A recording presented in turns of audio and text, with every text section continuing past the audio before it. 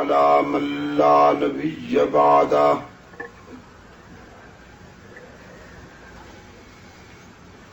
وعلى آله وأصحابه الذين أوفوا عهده الذين هم مفاتيح الرحمة ومصابيح الغرر. أعوذ بالله من الشيطان الرجيم. بسم الله الرحمن الرحيم.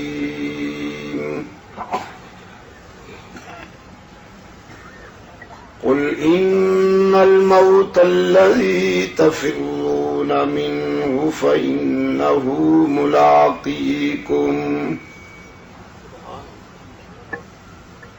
ثم تردون إلى عالم الغيب والشهادة فينبئكم بما كنتم تعملون.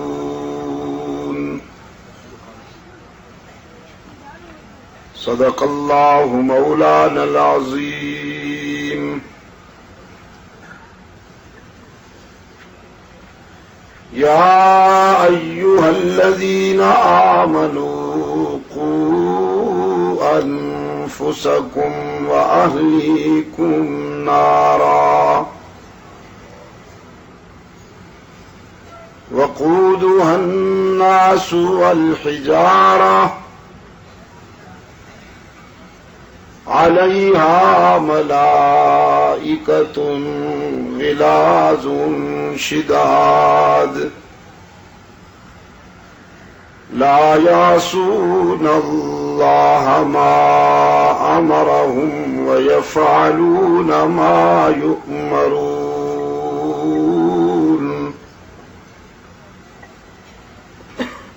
يا أيها الذين كفروا لا تعتذروا اليوم إنما تجزون ما كنتم تعملون.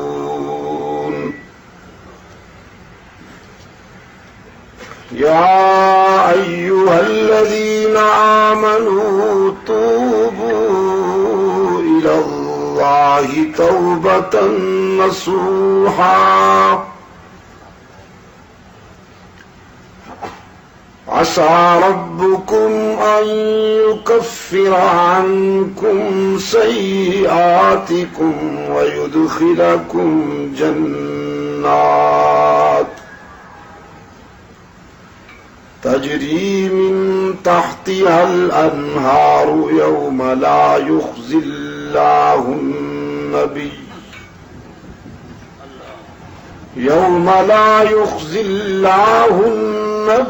والذين آمنوا معه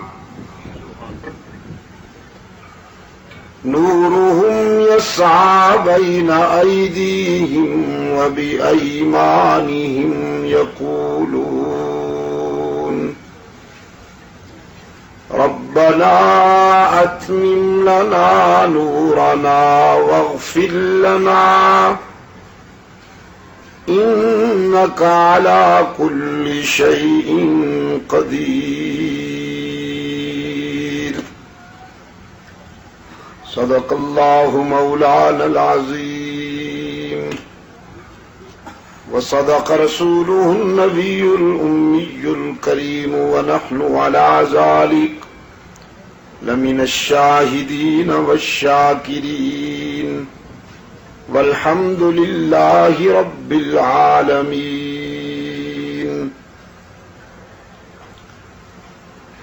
محترم بزرگوں اور عزیز دوستو،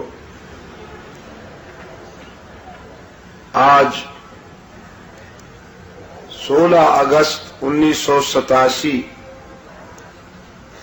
ہم یہاں شیر شاہ کراچی میں دعوت و تبلیغ کی نسبت سے جمع ہیں،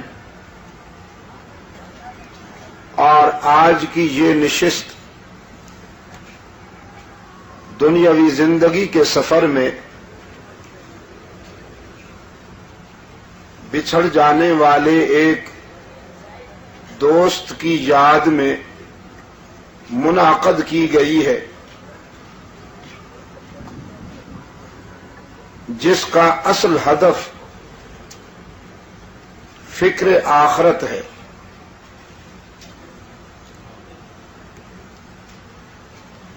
دنیاوی زندگی امانت ہے ہمارے پاس اللہ کی طرف سے۔ قرآن کریم نے خلق الموت والحیات لنبلوکم ایکم احسن عملا کہہ کر فکر انسانی کو اس حقیقت کی طرف متوجہ کیا ہے کہ دنیاوی زندگی کے گنے چنے لمحات تمہیں اس لیے دیے گئے ہیں کہ تم اپنی اخروی زندگی کے لیے کامیابی کی بنیاد رکھ دو۔ سرکار دو عالم صلی اللہ علیہ وسلم نے قرآن کریم کے اسی اسلوب کو اپنے بلیغ انداز میں بیان کرتے ہوئے فرمایا کہ صاحب ایمان کے لیے دنیا آزمائش کی جگہ ہے، یہاں پر وہ نہیں مرے گا جو پیدا نہ ہو، جو پیدا ہوگا اس پر یقیناً موت آئے گی، وہ چاہے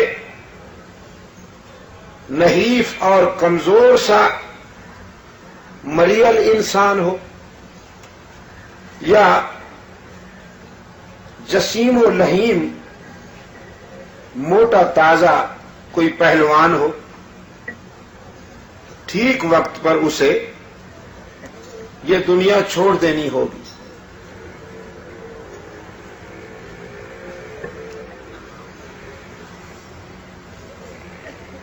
بڑی پیاری بات کی ہے سیدہ عائشہ صدیقہ رضی اللہ تعالی عنہا نے، فرماتی ہیں لو کانت الدنیا تدوم لواحد لکان رسول اللہ فیہ مخلدا صلی اللہ علیہ وسلم، اگر یہ دنیا کسی شخص کے لیے ہمیشہ کا مسکن بنتی،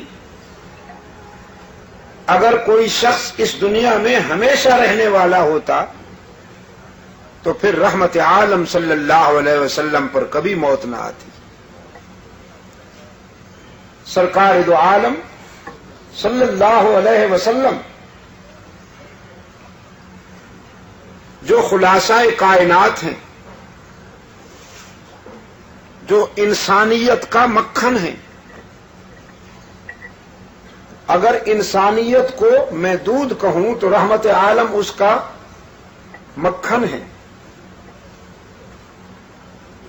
اگر انسانیت کے اجتماعی تصور کو آپ جسم کہیں تو رحمت عالم اس کی روح ہے۔ سرکار دو عالم صلی اللہ علیہ وسلم پر بھی یہ ضابطہ لاگو ہوا، موت کا ضابطہ رحمت عالم پہ بھی لاگو ہوا۔ حضرت انس رضی اللہ تعالی عنہ فرماتے ہیں ہم جب تدفین رسول سے فارغ ہو کر واپس آئے، رحمت عالم صلی اللہ علیہ وسلم کو ہم نے جب مرقد اطہر میں سلا دیا، سیدہ فاطمہ رضی اللہ تعالی عنہا جو رو رہی تھی 12 ربیع الاول کو، یہ ربیع الاول کی 12 تاریخ جو ہے میرے عزیز نوجوانوں یاد رکھنا، یہ مدینہ طیبہ میں دکھ کا دن تھا اور غم کا دن تھا۔ سیدہ فاطمہ زہرا رضی اللہ تعالی عنہا اس دن اس قدر غمزدہ تھی، اس قدر مغموم تھی کہ فرماتی ہیں آج کے دن جو مجھ پر غم ٹوٹے ہیں، اگر میرے ان غموں اور میرے ان دکھوں کا کچھ حصہ چمکتے ہوئے سورج پہ پڑ جائے تو اس کی روشنی ختم ہو جائے، وہ بے نور ہو جائے، اس کی تابانی ختم ہو جائے، اگر غموں کا وہ کچھ حصہ جو میرے دل پہ ٹوٹا ہے سورج پہ پڑ جائے۔ یہ ربیع الاول کی کون سی تاریخ تھی؟ 12 تاریخ جو ہے یہ وفات نبوی کی تاریخ ہے، جس کو یہاں کے نادان دوستوں نے عید کا دن بنا دیا۔ رحمت للعالمین صلی اللہ علیہ وسلم کی وفات کے دن پر کس کو خوشی ہوتی ہے بھائی؟ نہیں ہوتی تو ہے،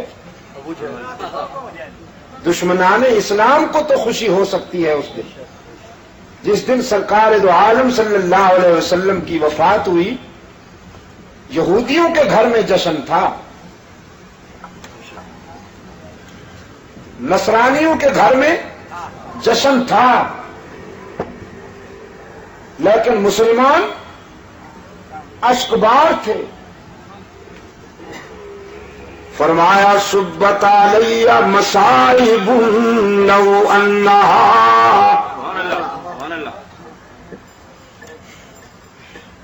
سبت علی مصائب لو انہا، سبت علی الایام سرن لیالیا۔ سیدہ فاطمہ رضی اللہ تعالی عنہ فرماتی ہے اس دن میرے احساسات مجروح ہوئے، میرے جذبات زخمی ہوئے، جس دن رحمت عالم صلی اللہ علیہ وسلم نے یہ دنیا چھوڑ دی۔ انس ابن مالک رضی اللہ تعالیٰ عنہ فرماتے ہیں فاطمہ زہرا رضی اللہ تعالی عنہا نے ہم سے پوچھا میرے ابا کو کہاں چھوڑ کر آئے ہو؟ عرض کیا فاطمہ ہم تیرے والد گرامی کو مرقد میں قبر میں سلا کے آئے ہیں۔ سیدہ فاطمہ نے پوچھا رحمت عالم کے جسد اطہر پہ تم نے خاک بھی ڈالی ہوگی نا، مٹی بھی ڈالی ہوگی؟ عرض کیا ہاں بنت رسول خاک ڈال کے آئے ہیں۔ زاروں قطار برس پڑی فاطمہ کی آنکھیں، کہنے لگی وہ ہاتھ تو دکھاؤ جن ہاتھوں سے تم نے محمد عربی کے جسم پہ مٹی ڈالی، وہ دل کہاں سے لائے تھے؟ وہ دل کہاں سے لائے تھے کہ تم نے رحمت عالم صلی اللہ علیہ وسلم کے جسم پہ مٹی ڈالی؟ تقدیر مسکرا رہی تھی کہ فاطمہ اس دنیا میں جو بھی آئے گا اسے اس مرحلے سے گزرنا ہوگا۔ لوگ موت سے گھبراتے ہیں اور قرآن کہتا ہے فَإِنَّهُ مُلَاقِيكُمْ، تم ڈرو گھبراؤ یا بھاگ جاؤ، وہ ٹھیک وقت پر تمہیں ملنے والی ہے۔ قُلْ إِنَّ الْمَوْتَ الَّذِي تَفِرُّونَ مِنْهُ فَإِنَّهُ مُلَاقِيكُمْ، دھرتی کے سینے پر جب انسان چلتا ہے، حدیث میں ہے ان الارض لتنادی کل یوم 70 مرہ، یہ دھرتی روزانہ 70 مرتبہ ندا دیتی ہے انسان کو، یبن آدم کلوا ما شئتم واستحیتم، او ابن آدم میرے سینے پہ چلتے ہو نا، جو مرضی آئے کھاؤ پیو، کچھ عرصہ کے بعد تم نے میرے پیٹ میں بھی آنا ہے، تمہاری پسلی سے پسلی ملا کے پوچھوں گی کہ کیسے جیے تھے۔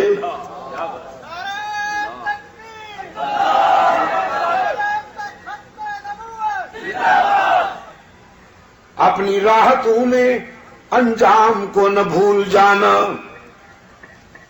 اپنی خوشیوں میں موت کو نہ بھول جانا کہ وہ ٹھیک وقت پہ آنے والی ہے۔ ابن ادہم بڑے روشن ضمیر ہیں، بادشاہ تھے، زر و سیم کی فراوانی تھی، خدام کا لشکر ہر وقت ان کے اشارہ ابرو کا منتظر ہوا کرتا تھا۔ خواب گاہ میں پہنچے، سلیپنگ روم میں، بیڈ روم میں پہنچے، وہ خادمہ بیچاری کنیز جو شاہی بستر بچھایا کرتی تھی،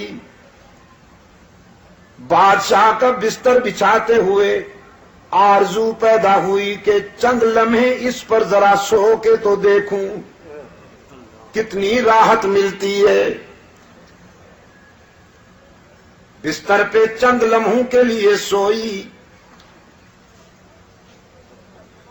جسم جو مٹی پہ لیٹا کرتا تھا، سنگریزوں پہ لیٹا کرتا تھا، وہ اطلس و کم خواب کی چادروں والے شاہی بستر پہ لیٹا تو نیند نے اپنی آغوش میں دبوچ لیا اس کنیز کو، نیند کی وادی میں چلی گئی۔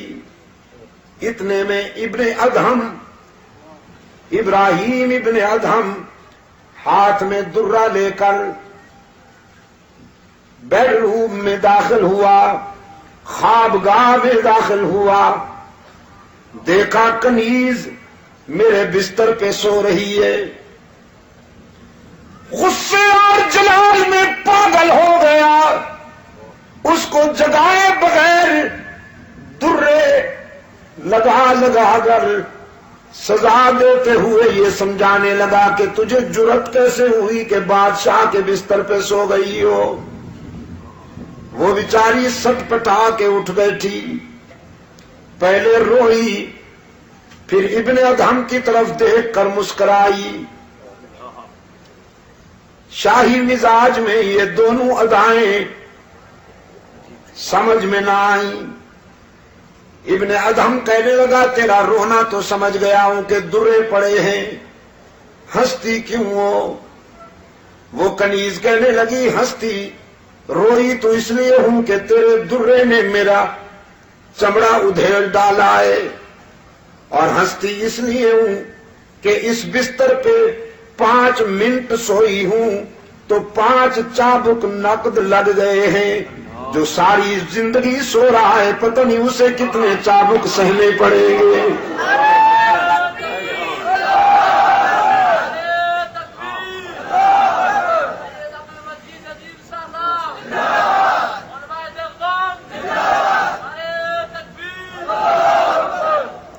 بس اس ایک جملے نے انقلاب بپا کر دیا۔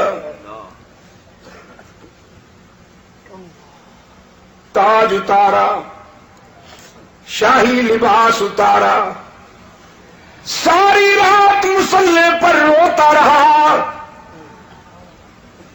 اشکوں سے منہ دھوتا رہا، رب العالمین کے حضور التجائیں کرتا رہا، پروردگار عالم معافی چاہتا ہوں۔ صبح ہوئی، مشیروں وزیروں کو بلا کر نظام سنبھالنے کو کہا، تخت سنبھالو، بادشاہی تمہارے حوالے کرتا ہوں۔ مجھے تو زندگی کی حقیقت ایک کنیز نے سمجھا دی.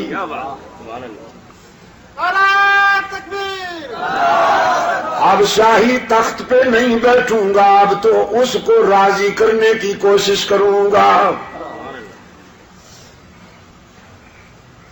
قرآن کریم اسی حقیقت کی طرف متوجہ کرتا ہے. دنیا میں آ کر اپنے پیدا کرنے والے کو نہ بھول جاؤ، جس نے راحتیں عطا کی ہیں، جس نے مسکراہٹیں عطا کی ہیں. نہیں معلوم آپ کو کہ اس آنکھ کی کیا قیمت ہے، لیکن جیب میں ڈال کر لے جائیے اربوں روپے کا چیک، منڈی میں آنکھ خرید کیجئے نہیں ملے گی. اس نے بغیر کسی قیمت کے یہ نعمت تجھے عطا کر دی. قرآن کریم یاد دہانی کراتا ہے، أَلَمْ نَجْعَلْ لَهُ عَيْنَيْنِ وَلِسَانًا وَشَفَتَيْنِ وَهَدَيْنَاهُ النَّجْدَيْنِ. اے ابن آدم، غور کیا کبھی تو نے اپنی 5 فٹ کی اس کائنات میں دور تک نظر نہیں جاتی تو اپنی اس 5 فٹ کی کائنات پر غور کرنا، تیرا پیدا کرنے والا تجھے سمجھ میں آ جائے گا.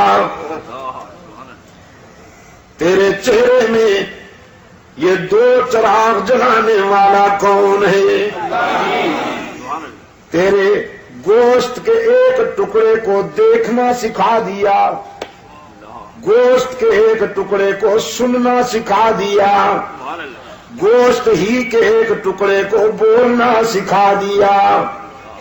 تو پختونستان میں رہتا ہے تو یہ پشتو بولتی ہے، انگلستان میں رہتا ہے تو یہ انگلش بولتی ہے، پنجاب میں رہتا ہے تو یہ پنجابی بولتی ہے، سندھ میں رہتا ہے تو یہ سندھی بولتی ہے، عرب میں رہتا ہے تو یہ عربی بولتی ہے، چین میں رہتا ہے تو یہ مکھیوں کی طرح بھن بھنا کر چینی بولتی ہے.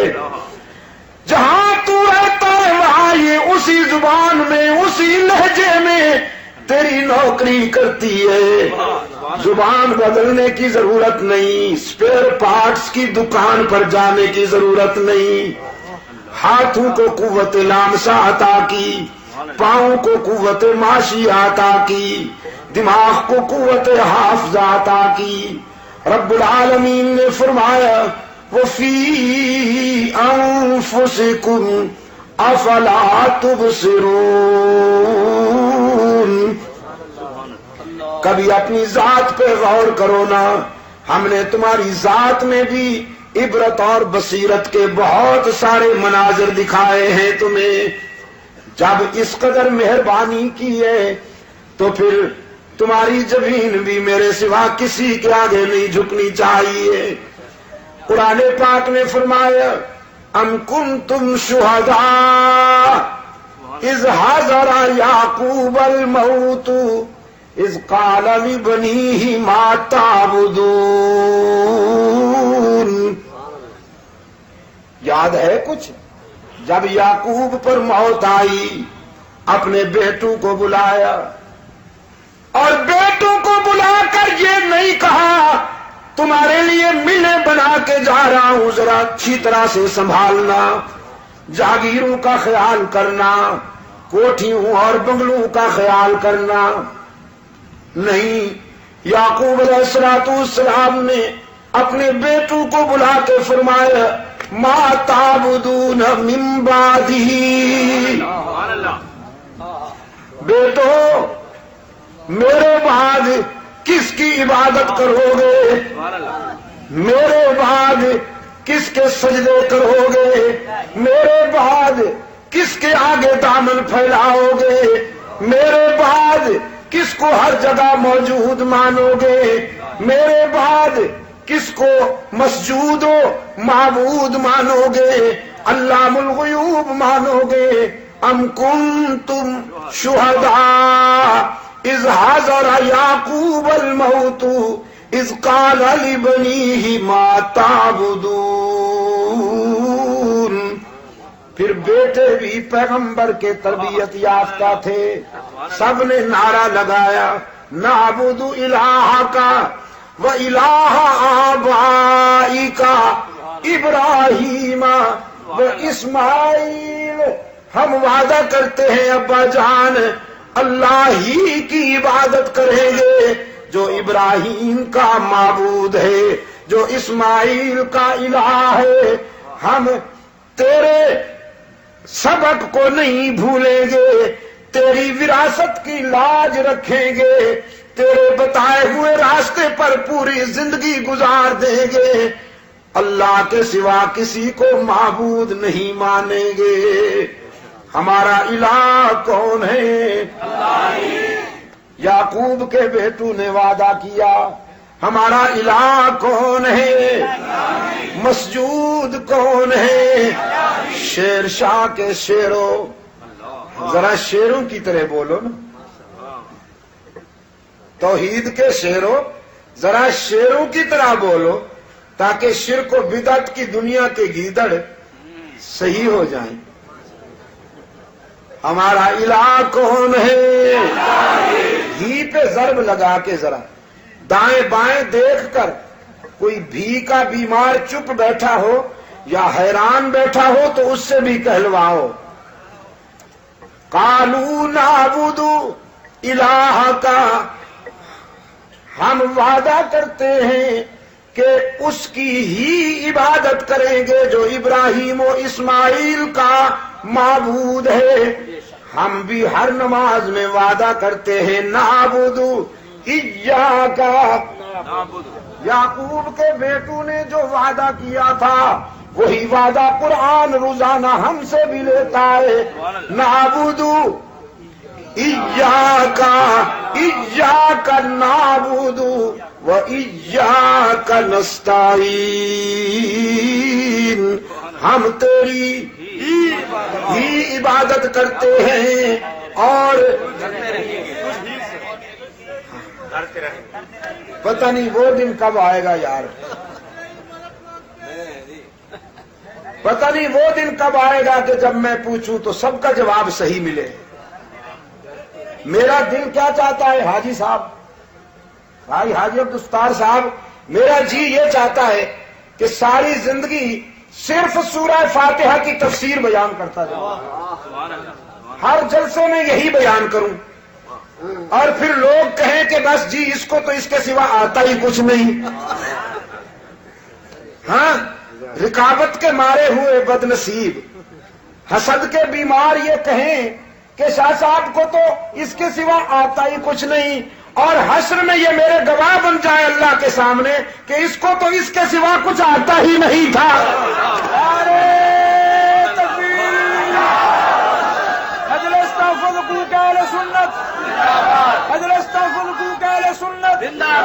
علامہ سید عبدالمجید شاہ صاحب نظیر. خدا کی قسم میں یہ تانا سن کر اپنے دکھ بھول جاتا ہوں، میری تھکان اتر جاتی ہے جب یہ سنتا ہوں کہ مجھے اس کے سوا کچھ نہیں آتا. دنیا کے 24 ملکوں میں اللہ نے مجھے پہنچایا ہے. میں سچ کرتا ہوں یہی کہا ہے جو آپ کے سامنے کہہ رہا ہوں. یورپ میں، انڈیا میں، مڈل ایسٹ میں، افریقہ میں جہاں پہنچا ہوں یہی پیغام دیا ہے. اور یہاں کراچی میں تو ہاں جی تقریباً 20 سال سے اوپر ہو رہے ہیں، لیکن اب بھی جب میں پوچھتا ہوں تو بعض لہجے قابل اصلاح نظر آتے ہیں. پتہ نہیں وہ دن کب آئے گا کہ سب کا جواب صحیح ہو. ہاں، میرا ایک پہلو میں عزیز بیٹھا ہے جی، میں اس کو بہت دعائیں کرتا ہوں، بہت دعائیں دیتا ہوں، اس کا جواب بھی ابھی تک ٹھیک نہیں ہے. بس بدیگنا چرس نام نہیں لیتا میں اس کا، لیکن اللہ تعالیٰ اس کو صحیح قرآن کریم کا فہم نصیب فرمائے. اصل میں ہم عجمی لوگ ہیں نا، عجمی لوگ، ہم عجمی لوگ ہیں. تو عربی کو سمجھنے کے لیے ذرا محنت کرنی پڑتی ہے، اور محنت ہم نے کرنی نہیں. پنجاب نے ایک مفکر پیدا کیا، اس نے کہا جی بس اصل میں یہ قرآن تو عربی میں پڑھا جاتا ہے، چونکہ عرب میں اترا تھا، ہمارا قرآن بھی اردو میں ہونا چاہیے یا پنجابی میں ہونا چاہیے، اردو میں نہیں پنجابی میں ہونا چاہیے.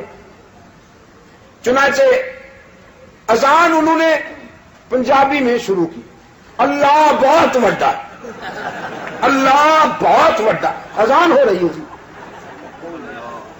ہاں لاہور میں اذانیں، اس کا جو ہے وہ پرویزی، اللہ بہت وڈا ہے جی. میں گواہی دینا وہ دے سوا کوئی عبادت دے لائق نہیں جے، میں گواہی دینا وہ دے سوا کوئی عبادت دے لائق نہیں جے. میں کہ پھر یہ سرحد والے میرے پٹھان بھائی وہ کہیں گے اللہ غٹ سڑائی دا، اللہ ڈیر غٹ سڑائی. کیا حشر کرو گے تم دین کا، کیا حشر بناؤ، کیا حلیہ بناؤ گے تم اس کا؟ ہاں سمجھو عربی کو. میرے عزیز نوجوانوں، تم سے کہتا ہوں، لاڈوی کالے کے نظام تعلیم کی زنجیروں نے تمہیں جکڑ دیا، اور لاڈوی کالے کے نظام تعلیم کی کھیتی اب پک گئی ہے. جو بیج بویا گیا تھا نا 40 سال پہلے، وہ اب تیار ہو گیا. ترقی کر کے اب کتابوں سے کلاشن کوف تک پہنچ گئے. اب لاڈوی کالے کا نظام تعلیم ترقی کر کے کتابوں سے کلاشن کوف تک پہنچ گیا. میرا دعویٰ ہے قرآن و سنت کے کسی مرکز میں آپ کو اسلحہ نہیں ملے گا. لاڈوی کالے کے نظام تعلیم کے جو ادارے ہیں وہاں بارود ہے، اسلحہ. اکبر الہ آبادی نے کہا تھا نا کہ کیک کے خیال میں سو روٹی بھی گئی. انہوں نے کہا ترقی کرنی ہے تو انگریزی پڑھو، انگریز بنو، انگریزی لباس پہنو، انگریزی تمدن اپناؤ.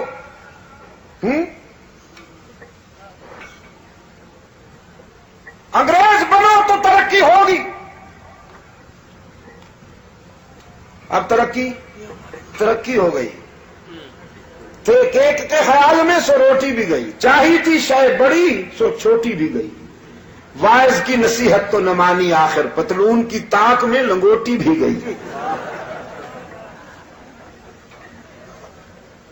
میرے عزیز دوستو، اللہ اور ہم تیری ہی عبادت کرتے ہیں اور کرتے رہیں گے. اب پھر کبھی پوچھوں تو پھر صحیح جواب ملے گا نا انشاءاللہ.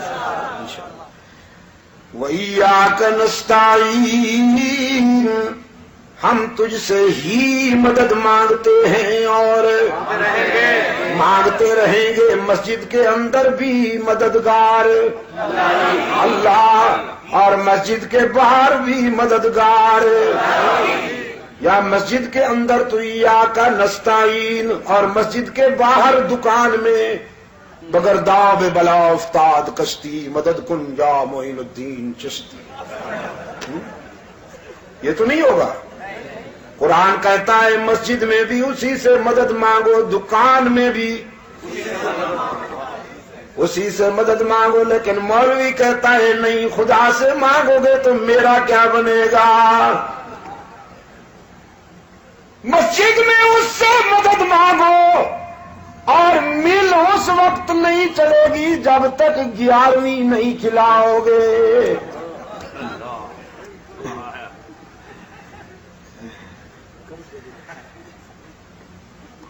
اقبال کیا کہتا ہے؟ عقل عیار ہے 100 بھیس بدل لیتی ہے. عقل عیار ہے 100 بھیس بدل لیتی ہے.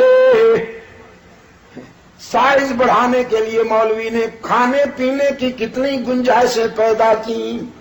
کبھی 40واں کھاتا ہے، کبھی جمعراتہ اڑاتا ہے، کبھی کل، کبھی 11ویں، کبھی کنڈے، کسی کا کوئی مرے صحیح مولوی کی انکم شروع، تیجا، ساتواں، 40واں جمعراتہ، کنڈے اور نہ معلوم کیا کیا۔ 11ویں کا تو ایسا ہوا دکھایا لوگوں کو، ایسا دیہات کے بیچارے سادہ لو مسلمان، ان کو مولوی کہتا ہے 11ویں کا دودھ تقسیم نہیں کرو گے نا تو تمہاری بھینسیں خشک ہو جائیں گی، پھر مجھے نہ کہنا۔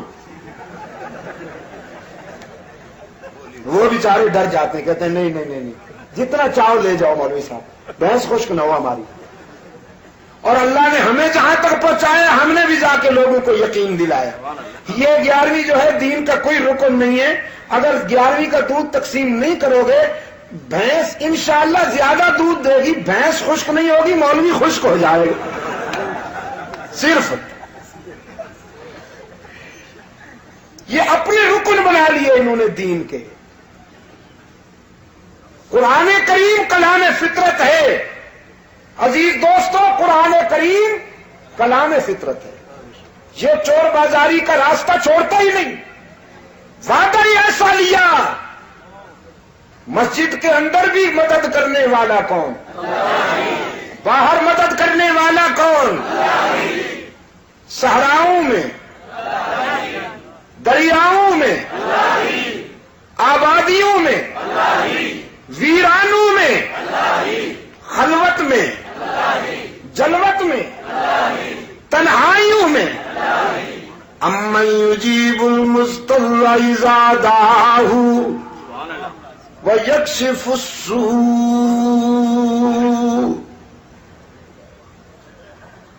صحراؤں میں، دریاؤں میں جب کوئی تمہارے قریب نہیں ہوتا، اس وقت تمہاری مدد کرنے والا کون ہے؟ رب العالمین نے فرمایا اضطراب اور اعلام کے آزمائش کے مرحلوں میں جب تمہاری زبان پر میرا نام آتا ہے، میں ہر مقام پر تمہاری دستگیری کرتا ہوں۔ سیدنا آدم کی مشکل کشائی کرنے والا کون؟ سیدنا یونس کی مشکل کشائی کرنے والا کون؟ یا اللہ بھی۔ قرآن کریم نے فرمایا وَالظَّنُّونَ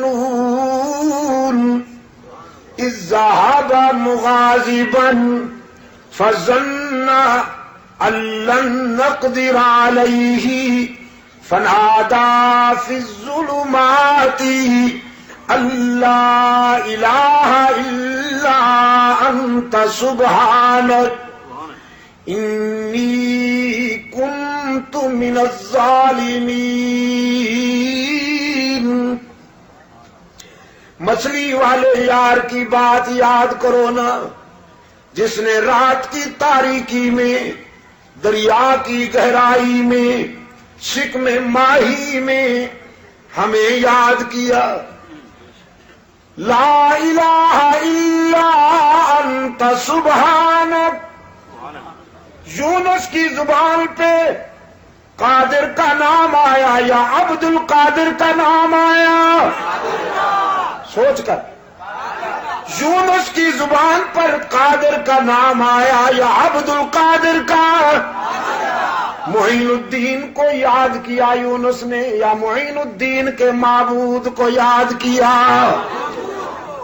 رب العالمین نے فرمایا ہم نے اپنے یونس کی مشکل کشائی کی، ہم نے ان کی دستگیری کی۔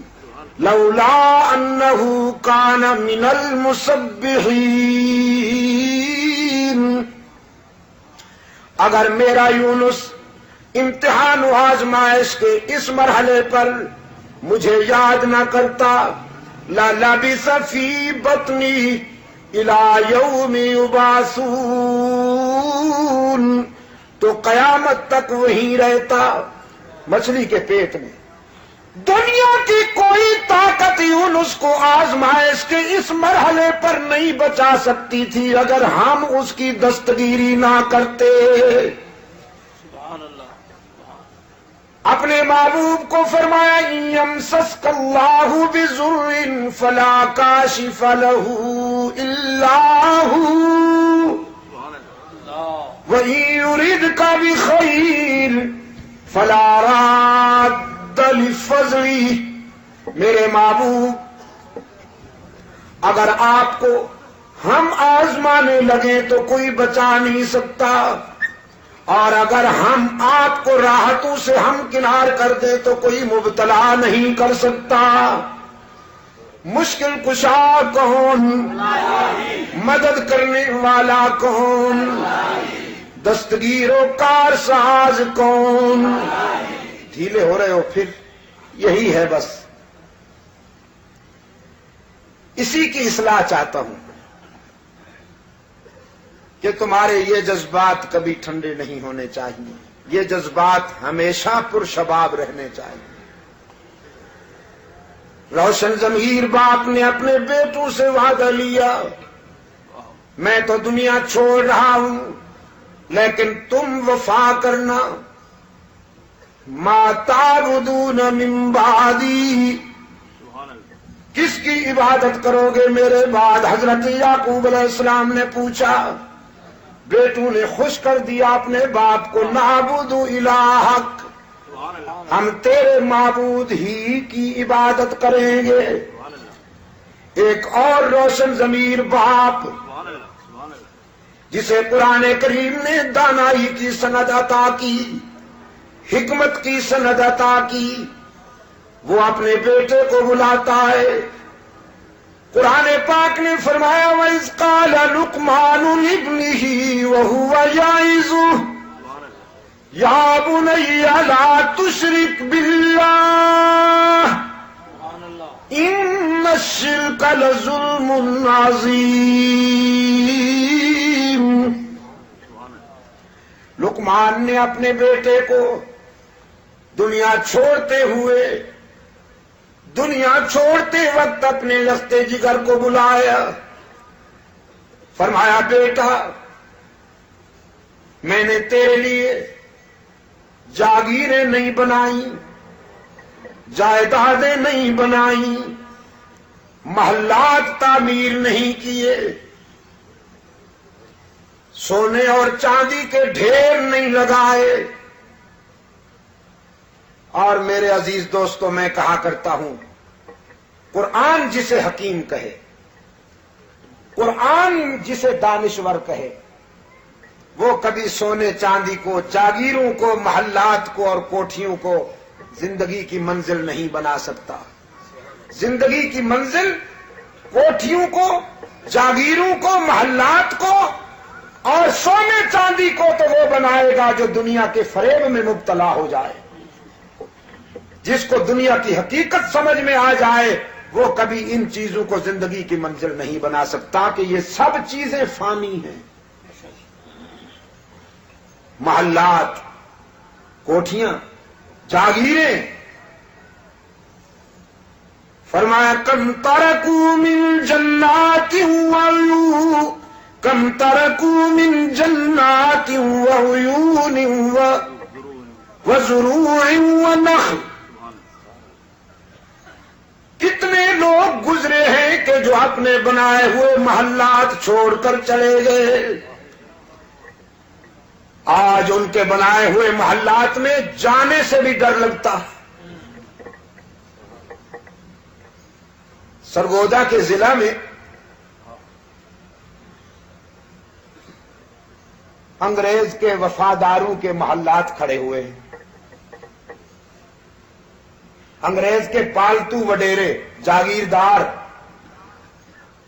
جنہوں نے قوم فروشی کی، ضمیر فروشی کر کے انگریز کے گھوڑوں کو خرخرے کیے اور ان کے بوٹ پالش کیے، پھر جاگیریں ملی.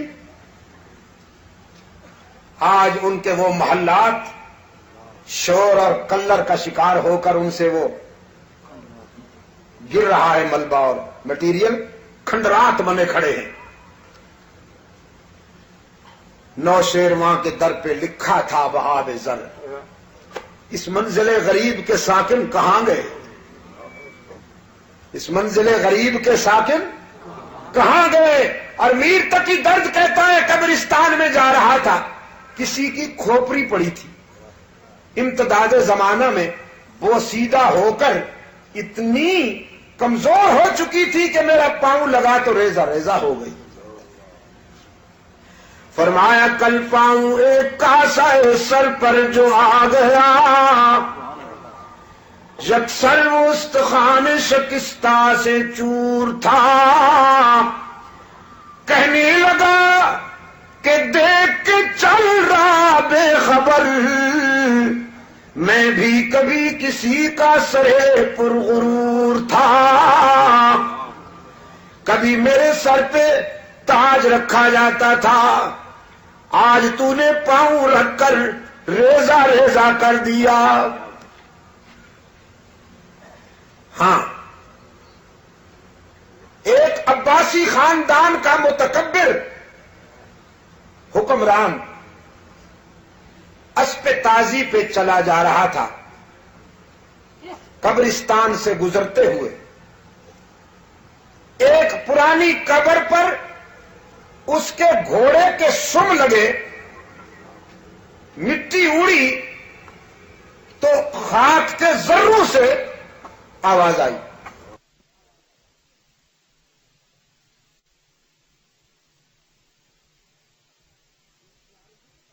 یہ اختیار اسی کے پاس ہے نا، چاہے تو چھری بولنے لگے، چاہے تو سنگریزے بولنے لگے، چاہے تو مٹی کے ذرے بولنے لگے، اور نہ چاہے تو 25 سال کا نوجوان نہ بول سکے، گونگا بنا دے اسے۔ یہ سارا اختیار اسی کے پاس ہے، بلوا بھی وہی سکتا ہے، سنوا بھی وہی سکتا ہے، وہ نہ سنائے تو کوئی نہیں سن سکتا۔ تم مردوں کی بات کرتے ہو، میں زندوں کو بھی کہہ رہا ہوں کہ وہ چاہے تو زندے بھی نہیں سن سکتے۔ مولوی کہتا ہے نہیں، مردے بھی سنتے۔ مولوی کی کیا بات ہے، یہ مولوی بڑی پیاری ہے، بخیے ادھیڑنے ہیں اس نے دین کے، تو ہے جبہ و دستار کی آڑ میں اس نے طے کیا ہے کہ توحید و سنت میں ملاوٹ کرنی ہے، بخیے ادھیڑ کے رکھنے ہیں۔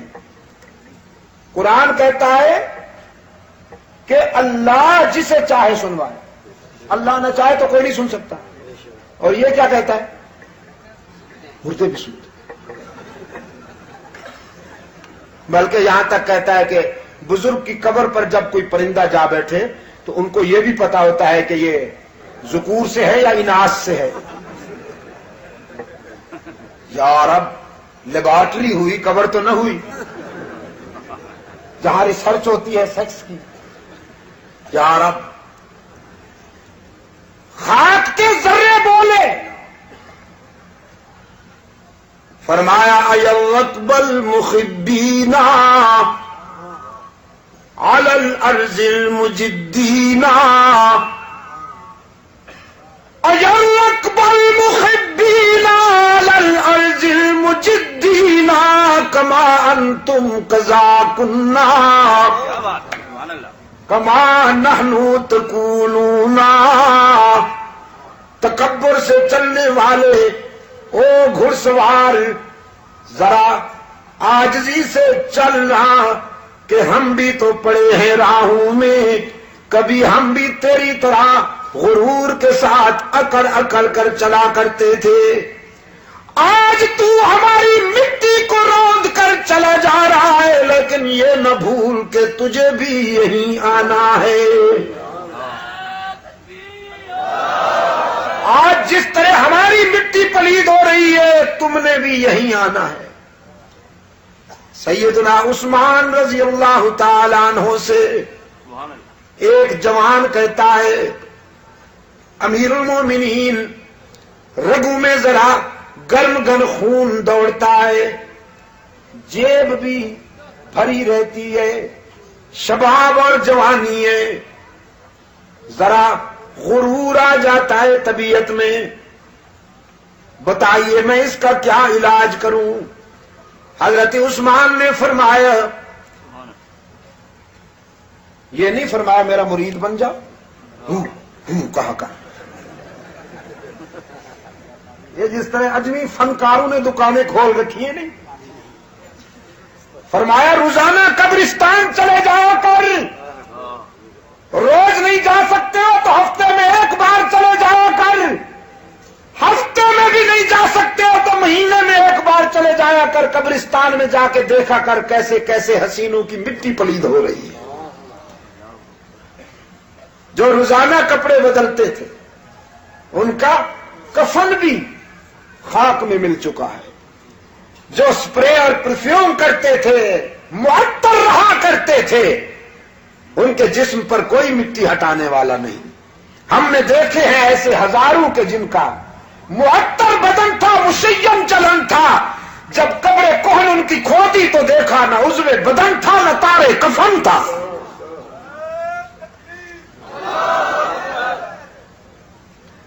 میرے عزیز دوستو،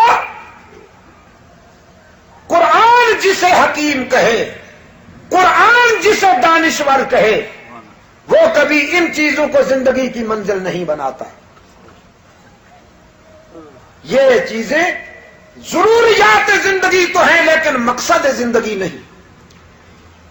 اس لیے حضرت لقمان نے اپنے بیٹے سے فرمایا، لخت جگر، جاگیریں، محلات، سونے چاندی کے ڈھیر اور ہیرے جواہرات میں نے تیرے لیے یہ جمع نہیں کیے، تیرے لیے تو میں حکمت کا ایک بول چھوڑ رہا ہوں۔ حکمت کا ایک بول، ایک زرنین قول، اس کے تقاضے پورے کر دینا، تجھ سے بڑا دولت مند کوئی نہیں ہوگا۔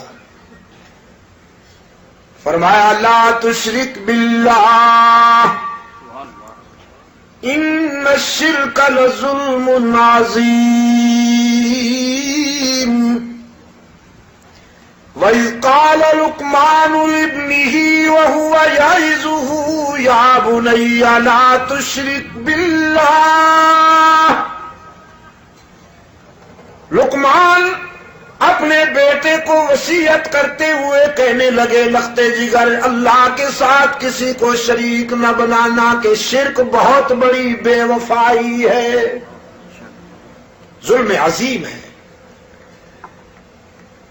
قرآن کریم نے فرمایا، وَأَذَانٌ مِّنَ اللَّهِ وَرَسُولِهِ إِلَى النَّاسِ يَوْمَ الْحَجِّ الْأَكْبَرِ أَنَّ اللَّهَ بَرِيءٌ مِّنَ الْمُشْرِكِينَ۔ اللہ اور اس کے رسول کی طرف سے اعلان ہے، اعلان عام، کہ مشرکین سے اللہ بھی دور ہے، رسول بھی دور ہے، شرک کرنے والوں سے رب بھی بیزار ہے، اس کا محبوب بھی بیزار ہے۔ ایک اور مقام پہ فرمایا، انما المشرکون نجس، شرک کرنے والے غلاظت ہیں، پلید ہیں، فلا يقربوا المسجد الحرام بعد عامهم هذا۔ آج کے بعد مشرکین میرے گھر میں نہ آیا کریں، مسجد حرام میں ان کا داخلہ بند ہے۔ گھر میں غلاظت صاف کی جاتی ہے کہ نہیں؟ غلاظت کو گھر میں صاف کرتے ہو کہ نہیں؟ جب تم اپنے گھر میں غلاظت برداشت نہیں کرتے تو رب اپنے گھر میں غلاظت کیوں برداشت کرے؟ رب نے شرک کرنے والوں پر مسجد حرام میں داخلے پر پابندی لگائی تھی، وہ پابندی جاری تھی اور جاری ہے۔ کل بھی داخلہ بند تھا، آج بھی داخلہ بند۔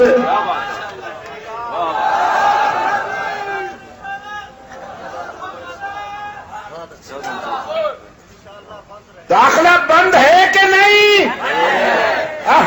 عاشق بنے پھرتے، عاشق جی، دیکھو نا جی، ہم نعرے رسالت لگاتے ہیں نا جی، ہم تو عاشق ہیں۔ میں نے کہا اس عاشق کو ڈوب مرنا چاہیے جسے معشوق اپنی گلی سے ہی نکال دے۔ مدینہ میں جن کا داخلہ بند ہو، مدینہ تو کسوٹی ہے، سونا پرکھا جاتا ہے نا کسوٹی پر، ایمان پرکھا جاتا ہے مدینے میں. صاحب ایمان مدینے میں جا کے کھرا ثابت ہوتا ہے. صاحب ایمان مدینے میں جا کر خوش ہوتا ہے، مدینہ اسے قبول کرتا ہے، مدینہ اسے سینے سے لگا لیتا ہے. کچھ پر تو اتنا خوش ہوتا ہے کہ انہیں جنت البقیع میں سلا دیتا ہے. احسان لائی ظہیر پر خدا کی رحمتیں ہوں. ہاں ہمارا دوست تھا، ہمارا بھائی تھا، اس کو مستی کے سفر میں ہمارا ہم سفر تھا. میں نے اس دن بھی کہا مہاجر کیمپ میں، احسان لائی ظہیر کی یہ 2 ادائیں اللہ کو بڑی پسند آئیں. ایک تو وہ تحفظ ختم نبوت کی تحریک میں مجاہد تھا ہمارے ساتھ. اس نے سن 74 کی تاریخ تحفظ ختم نبوت میں بھی ہراول دستے میں ہمارا ساتھ دیا. سن 84 کی تاریخ تحفظ ختم نبوت میں بھی قدم سے قدم ملا کے چلے. ایک تو وہ رحمت للعالمین کی ختم نبوت کا شہدائی تھا، اور دوسرے اللہ کی توحید کا وفادار تھا، توحید میں کھرا تھا. اللہ کا کرم ہوا. یہ ایسی مثالیں بہت کم ہیں. جنت البقیع میں وہی سلائے جاتے ہیں جو مدینہ طیبہ میں فوت ہوں. ایسی مثالیں بہت کم ہیں. مکہ والوں کو بھی جنت البقیع میں نہیں، جنت المعامہ میں سلایا جاتا ہے. مکہ میں وہاں جو قبرستان ہے. لیکن یہ مقدر دیکھیے کہ دھماکہ لاہور میں اور قبر جنت البقیع میں. میں نے کہا ہمیں تو مرنے کے بعد بھی مدینہ بلا لیتا ہے، اور تم جیتے جی وہاں سے بھگوائے جاتے ہو. اس وقت تک داخلہ نہیں کھلے گا جب تک توحید میں شرک کی ملاوٹ سے توبہ نہیں کرو گے. جب تک سنتوں میں ملاوٹ، بدعت کی ملاوٹ سے توبہ نہیں کرو گے، جب تک اذان اور درود و سلام میں ملاوٹ سے توبہ نہیں کرو گے. پہلے عقیدہ بناؤ، پہلے ایمان بناؤ کہ اذان وہی سچی ہے جو مسجد نبوی کے مینار سے بلند ہو رہی ہے. پہلے عقیدہ بناؤ کہ اذان وہی سچی ہے جو مسجد حرام کے میناروں سے بلند ہو رہی ہے. پہلے عقیدہ بناؤ کہ مذہب وہی سچا ہے جو اللہ کے گھر سے اور محمد کے در سے ملتا ہے. پھر انشاءاللہ تمہارا داخلہ کھل جائے گا.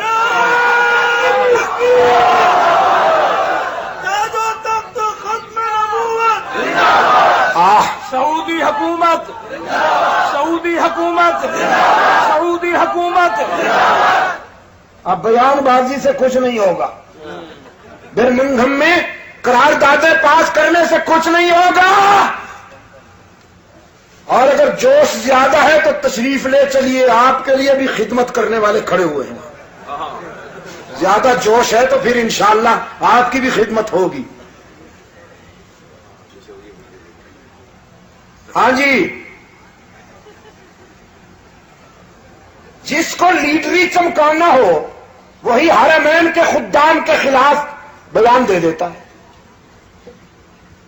حرمین کے خدام اللہ کی حفاظت میں ہیں انشاءاللہ، اور جس نے بھی حرم کی طرف قدم اٹھایا اسے وہی انجام کا سامنا کرنا پڑے گا جو مسٹر ابرہہ کو کرنا پڑا تھا. نہیں، مسٹر ابرہہ لإیلاف قریش ایلافہم رحلۃ الشتاء والصیف. نا الم تر کیف فعل ربک باصحاب الفیل الم یجعل کیدہم فی تضلیل وارسل علیہم طیرا ابابیل ترمیہم بحجارۃ من سجیل فجعلہم کعصف مأکول.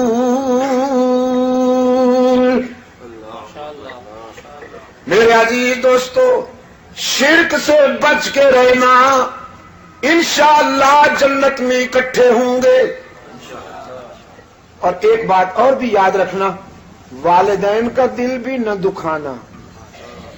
موحد صاحب کہیں توحید کے نشے میں بوڑھے باپ اور بوڑھی ماں کو نہ رلا دینا۔ ماں باپ کا دل بھی نہ دکھانا، شرک بھی نہ کرنا، اللہ کے بندوں کے حقوق بھی نہ چھیننا۔ انشاءاللہ جنت میں اکٹھے ہوں گے۔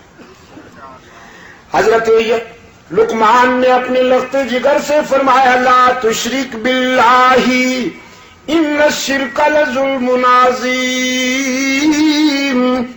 یہی وراثت انبیاء کی، یہی دولت دیا کرتے ہیں وہ اپنے اخلاف کو، اپنے بیٹوں کو۔ ان کی دولت سونا چاندی نہیں ہوا کرتی، نظریہ اور عقیدہ ہوا کرتا ہے۔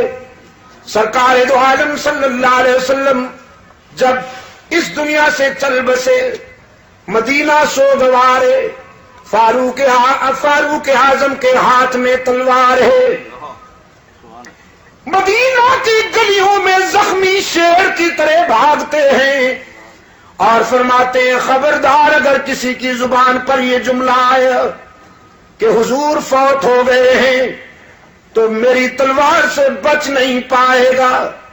صحابہ کرام فرماتے ہیں ہمارے لیے تو آزمائش دوہری ہو گئی، ایک رحمت عالم صلی اللہ علیہ وسلم کی جدائی کا غم، رحمت عالم کے فراق کا غم، دوسرے فاروق اعظم رضی اللہ تعالیٰ عنہ شمشیر بکف ہیں۔ ہم سوچ رہے تھے کیا کریں، اتنے میں رازدار رسول، وفادار پیمبر، رحمت عالم صلی اللہ علیہ وسلم کا عاشق صادق صدیق اکبر آیا۔ عشق کرنا ہے نا حضور سے، مولوی صاحب ابو بکر سے سیکھیے، پلیٹیں نہ چاٹیے، صدیق اکبر سے عشق کرنا سیکھیے۔ قربان جاؤں ابو بکر تیرے عشق پر۔ عشق نے اتنا کمال حاصل کیا کہ محبوب نے خراج پیش کیا، فرمایا اگر میری پوری امت کا ایمان میرے اس عاشق صادق کے ایمان کے مقابلے میں لایا جائے تو ابو بکر کے ایمان کا وزن پوری امت کے ایمان کے مقابلے میں بڑھ جائے گا۔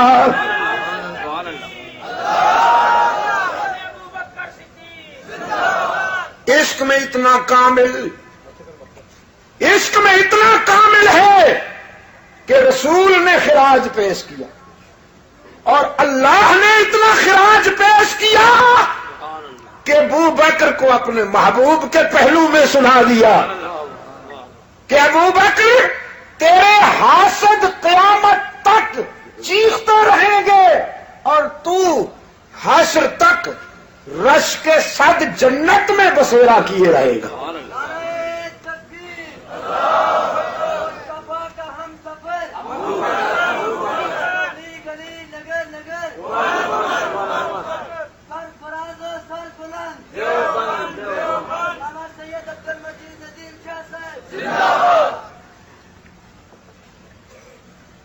میرے عزیز نے کچھ یاد دلا دیا آپ کو، مصطفیٰ کا ہم سفر، جواب ایسے دیا جاتا ہے جیسے آپ دے رہے ہیں،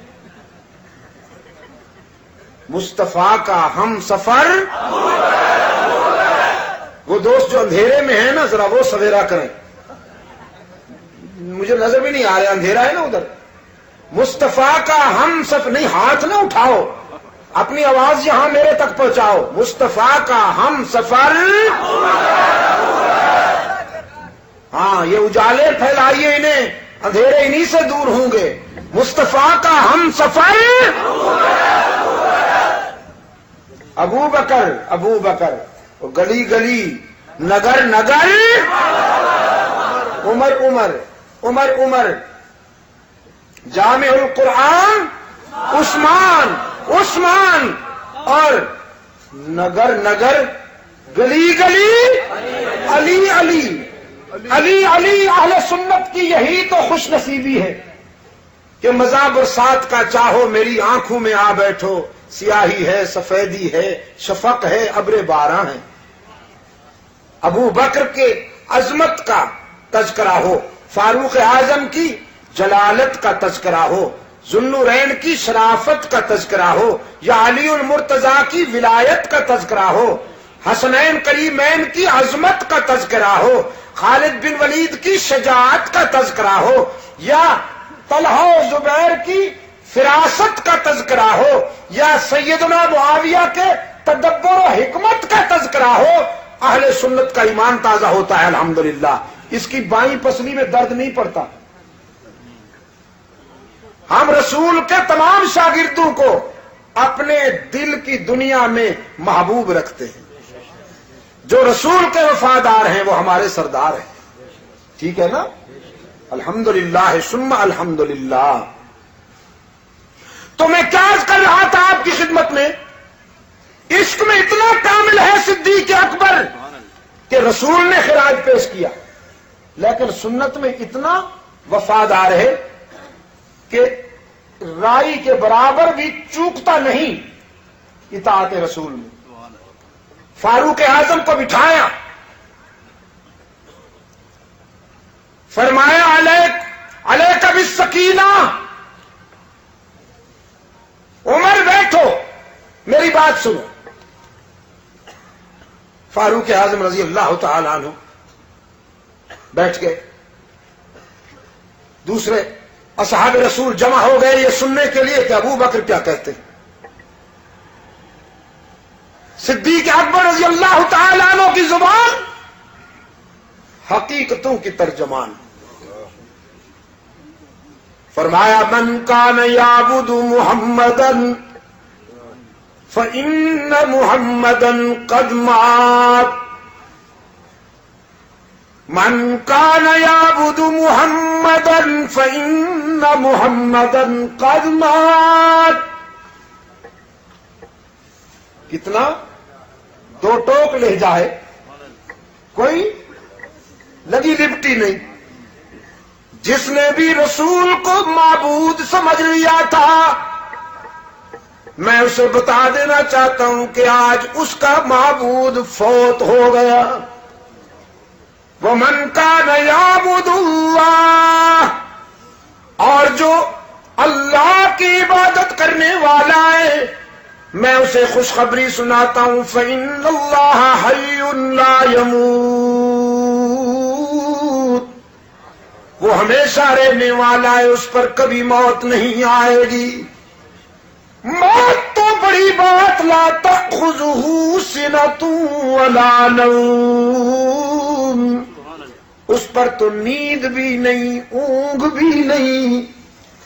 وہی ہے جو سونے سے پاک ہے، اونگنے سے پاک ہے، موت جس پر کبھی نہیں آ سکتی۔ باقی جس نے بھی اس دنیا میں آنا ہے سب نے جانا ہے۔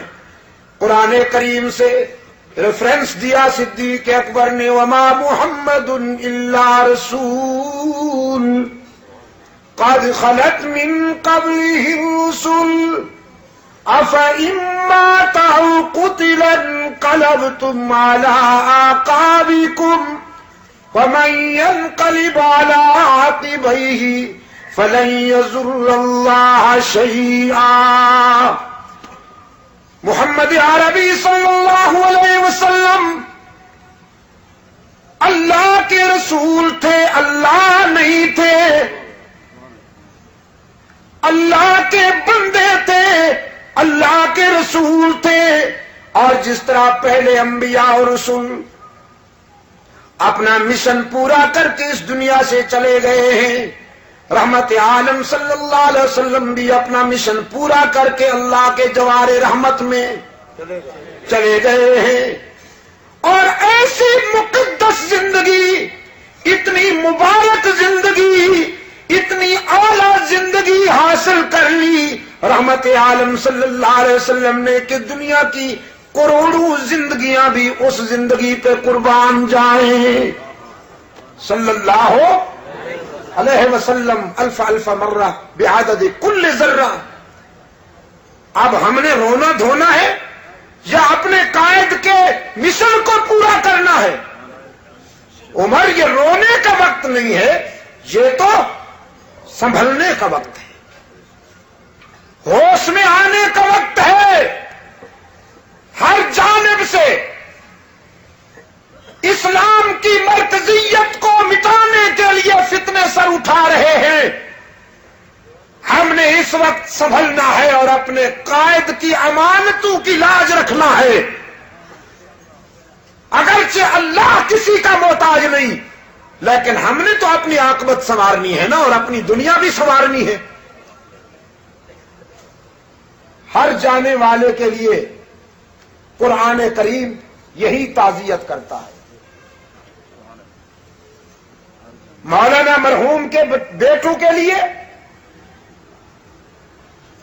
مولانا مرحوم کے خاندان والوں کے لیے، ان کے عزیزوں دوستوں کے لیے قرآن کریم یہی اصول پیش کر رہا ہے کہ تم نے وہ مقصد پورا کرنا ہے جس مقصد کے لیے تمہیں تمہارے جانے والے نے متوجہ کیا، اور وہ مقصد ہے اللہ کے دین کی خدمت، توحید و سنت کی دعوت، دین و ملت کی اشاعت۔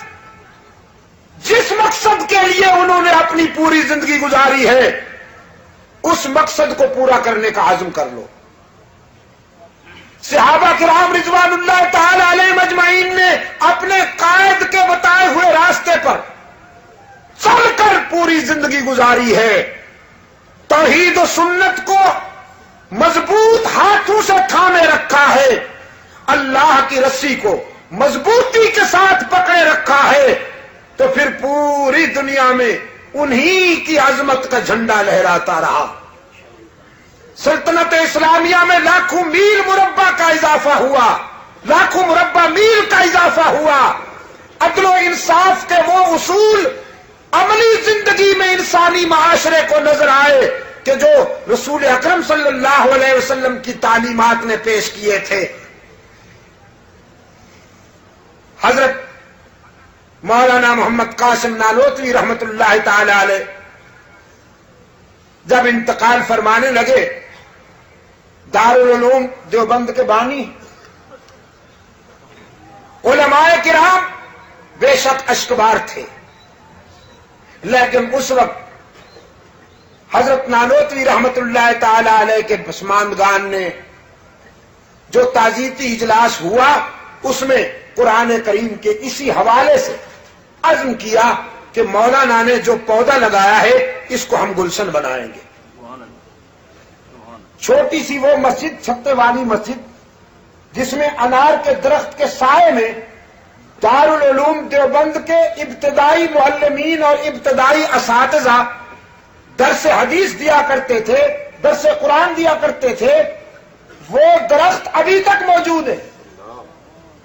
مسجد چھتا والی کے پہلو میں وہ درخت ابھی تک صحن میں کھڑا ہوا اور ہرا ہے، سوکھا نہیں ہے۔ حضرت نانوتوی رحمت اللہ علیہ کے روحانی بیٹوں نے اس پودے کو گلشن بنانے میں جس خلوص کے ساتھ آبیاری کی اور محنت کی، آج میں کیا کہوں، اس کے نتائج پوری دنیا میں نگاہوں کے سامنے ہیں۔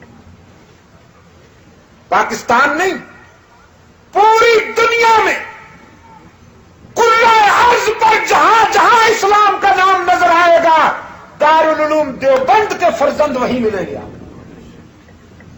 اور اس وقت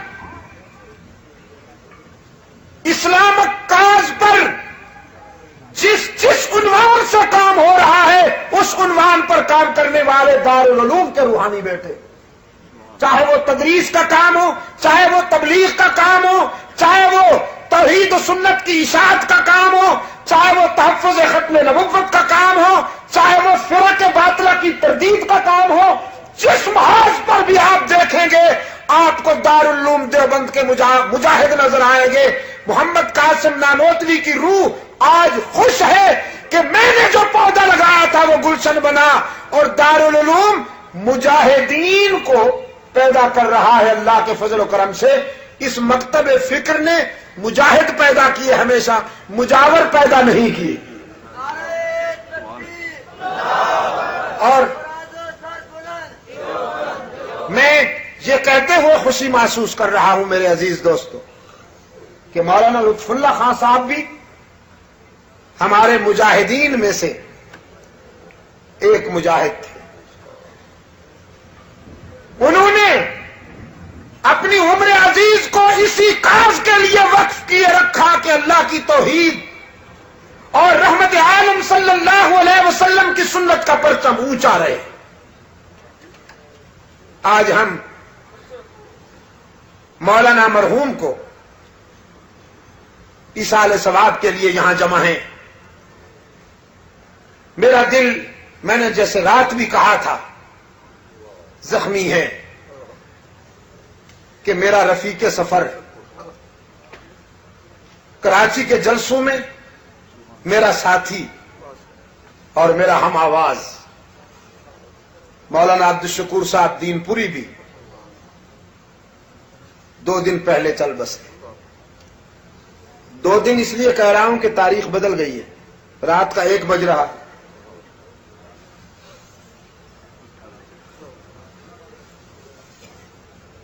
مولانا مرحوم ہم بہت دیر تک انہیں بھلا نہیں سکیں گے. اس درویش کی یادیں تازہ رہیں گی. اللہ تعالیٰ انہیں غریق رحمت فرمائے. مولانا لطف اللہ خان صاحب کو بھی اللہ تعالیٰ غریق رحمت فرمائے. بڑا خوش نصیب انسان ہے کہ زندگی کے آخری ایام حرمین شریفین میں گزرے. اللہ تعالیٰ نے اپنے پاس بلانے سے پہلے بیت اللہ بھی دکھا دیا، روضہ رسول اللہ پہ بھی پہنچا دیا، مسجد نبوی اور مسجد حرام کی نمازیں پڑھنے کی سعادت بھی عطا کر دی. ہاں، دھل دھلا کے صاف ستھرے ہو کے آئے تو اللہ نے فرمایا اب آؤ، چلیے. کب تک رہیں گے دنیا میں؟ تو ہمیشہ رہنا نہیں. یہاں پہنچتے ہی بچوں کو بھی مل لیا، بچوں سے باتیں بھی کر لی اور 1-2 دن کے اندر اندر رخت سفر باندھا اور چل بسے. اللہ تعالیٰ انہیں جوار رحمت میں جگہ عطا فرمائے اور ان کی روح کو دائمی سکون نصیب فرمائے. ان کے پسماندگان کو صبر جمیل کے ساتھ ساتھ ان کے سونپے ہوئے مشن کی تکمیل کی توفیق عطا فرمائے. مجلس تحفظ حقوق اہل سنت و جماعت کے رفقا، اس کے کارکنان، میں ان سب کو خراج تحسین پیش کرتے ہوئے دعا کرتا ہوں کہ اللہ تعالیٰ انہیں دعوت و تبلیغ کے مشن پر اس سے زیادہ خدمت کی توفیق عطا فرمائے. بسم اللہ الرحمن الرحیم. اللہم صلی علی سیدنا محمد النبی الامی وعلی آلہ واصحابہ وبارک وسلم. دعا میں پرسکون رہیے، دعا میں پرسکون رہیے. بسم اللہ الرحمن الرحیم. اللہم صلی علی سیدنا محمد النبی الامی وعلی آلہ واصحابہ وبارک وسلم. ربنا آتنا فی الدنیا حسنة وفی الآخرة حسنة وقنا عذاب النار. ربنا ظلمنا انفسنا وان لم تغفر لنا وترحمنا لنكونن من الخاسرين. ربنا اغفر لنا ولاخواننا الذين سبقونا بالایمان. ربنا اغفر لنا ولاخواننا الذين سبقونا بالایمان. ربنا اغفر لنا ولاخواننا الذين سبقونا بالایمان. اللهم ثبتنا على صراط المستقيم. اللهم زينا بزينة الاسلام واجعلنا هداة مهتدين. اے اللہ، عالم اسلام کی مدد فرما. مسلمان جہاں کہیں مظلوم ہیں ان کی دستگیری فرما. بالخصوص فلسطین کے مسلمانوں کی مدد فرما، افغانستان کے مسلمانوں کی مدد فرما، انڈیا میں رہنے والے مسلمانوں کی مدد فرما. پاکستان کو اے اللہ قرآن و سنت پر مبنی آئین عطا فرما. دور خلافت راشدہ کے مطابق منصفانہ طرز زندگی سے ہمکنار فرما. اے اللہ تمام روحانی جسمانی بیماروں کو شفائے کاملہ عطا فرما. ہمارے جو دینی بھائی، دینی بزرگ، دینی بیٹے، دینی مائیں، بہنیں، بیٹیاں اس دنیا سے جا چکے ہیں، اللہ ان سب کی مغفرت فرما. بالخصوص مولانا لطف اللہ خان صاحب مرحوم کو اپنے جوار رحمت میں جگہ عطا فرما. مولانا عبدالشکور صاحب دین پوری کو اے اللہ اپنے جوار رحمت میں جگہ عطا فرما. ان کے درجات بلند فرما، ان کی انسانی کمزوریوں سے درگزر فرما. اپنی شان کریمی کے مطابق اے اللہ ان کے ساتھ برتاؤ فرما. ہم سب کو اے اللہ حق و صداقت کے راستے پر چلنے کی توفیق عطا فرما. اسلام میں استقامت عطا فرما. ایمان پر ہم سب کا خاتمہ فرما. اے اللہ دینی مراکز کو، دینی مشاغل کو، دینی تحریکوں کو اپنے فضل و کرم سے ترقی اور فروغ عطا فرما۔ تحفظ ختم نبوت کی جد و جہد میں اے اللہ ملت اسلامیہ کو کامیابی نصیب فرما۔ اسی طرح تحفظ ناموس صحابہ و اہل بیت کے مشن پر مجلس تحفظ حقوق اہل سنت و جماعت کو کامیابی نصیب فرما۔ سپاہ فاروق اعظم کے نوجوانوں کو اے اللہ اس سے زیادہ کام کی توفیق عطا فرما۔ دعوت و تبلیغ کے مشن پر اے اللہ محمد الیاس کے سپاہیوں کی قدم قدم پہ نصرت فرما۔ تبلیغی جماعت کو اے اللہ پوری دنیا میں اور زیادہ کامیابیاں نصیب فرما۔ آج بھی اللہ کے فضل و کرم کے ساتھ یورپ میں، افریقہ میں، مشرق وسطیٰ میں، انڈیا میں، جہاں سے سورج طلوع ہوتا ہے وہاں سے لے کر جہاں غروب ہوتا ہے وہاں تک محمد الیاس کا لشکر رواں دواں ہے۔ یورپ میں الا اللہ کا پرچم لہرا رہا ہے، چرچ مسجدوں میں بدل رہے ہیں، جن سینوں میں کفر تھا وہاں ایمان کے چراغ روشن ہو رہے ہیں۔ اللہ تعالی قدم قدم پر ان کی مدد فرمائے اور ہم سب کو اللہ توفیق عطا فرمائے کہ ہم بھی حق و صداقت کی اس جد و جہد میں اپنا فرض ادا کر سکیں۔ کل انشاءاللہ کس جگہ بھائی؟